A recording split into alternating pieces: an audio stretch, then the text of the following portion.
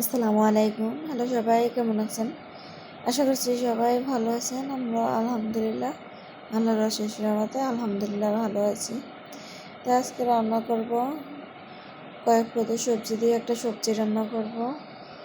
তো সবজিটার সাথে আমি দিয়ে দেবো কাঁকরোল, ধুন্দুল, আলু, টমেটো, এগুলো ভালো করে কেটে ধুয়ে পরিষ্কার করে নিয়েছি। এখানে কড়াই বসিয়ে দিয়েছি। কড়াইতে পরিমাণ মতো তেল দিয়ে তেলটা ভালো করে গরম হয়ে গেলে তখন আমি পেঁয়াজ কুচি, কাঁচামরিচ কুচি দিয়ে দেবো।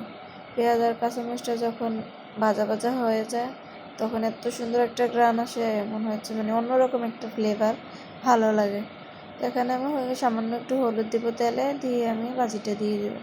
তো নেড়ে চেড়ে আমি ঢাকা দিয়ে রাখবো। বাজিটা রান্না করতে অত বেশি সময় লাগে না।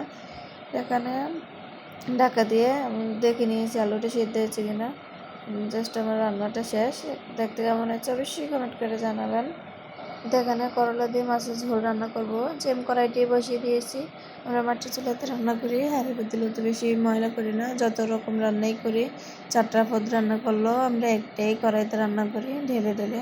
তো এখানে আমি তেলের ভিতরে পেঁয়াজটা ভালো করে ভাজা হয়ে গেলে একটু যাতে মশলাটা না পুড়ে যায় সামান্য একটু পানি দিয়ে আমি মশলাটা দিয়ে দেবো। জিরা বাটা, আদা রসুন বাটা, আমরা সব তরকারির সাথে মশলা বাটা খাই। তখন আমি দিয়ে মশলাটা যখন কষে তেলটা বেশি উঠবে তখন আমি এখানে করলাটা দিয়ে দেবো। দিয়ে নেড়ে চেড়ে ঢেকে রাখবো সেদ্ধ হওয়া পর্যন্ত। তো সেদ্ধ হয়ে গেলে ঢাকাটা উঠিয়ে আমি এখানে পরিমাণ মতো গরম জল দিয়ে দিব। তো এখানে গরম জলটা দিয়ে আর কিছুক্ষণ ঢেকে রাখবো। আর একটু লবণ চেখে নেব, লবণ লাগবে কিনা।